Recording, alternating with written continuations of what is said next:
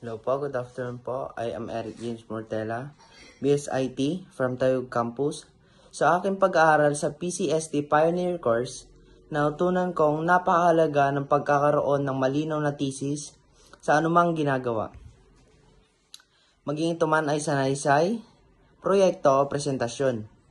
Kapag alam mo kung ano talaga ang punto o layunin mo, mas madali mong may papahayag ang iyong ideya ng mas maayos at may direksyon. Tulad sa buhay, kailangan may malinaw kang thesis o layunin para alam mo kung saan ka patutungo.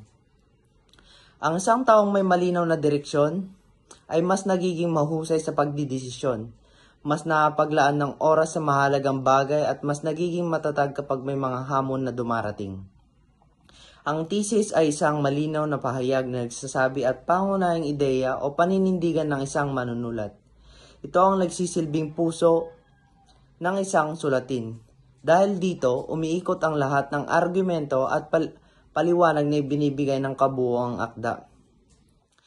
Sa pamamagitan ng isang solidong thesis, nagkakaroon ng pagkakaisa at lohika ang bawat talata at ideyang sinusulat. Ito rin ang nagiging gabay upang hindi maligaw ang mambabasa at upang mananatiling nakapokus ang manunulat. Sa madaling salita, ang thesis ang nagbibigay buhay, saysay at direksyon sa anumang gawaing intelektual, isang kasanayang hindi lamang sa akademyang mahalaga, kundi pati na rin sa pang-araw-araw na buhay. Maraming salamat.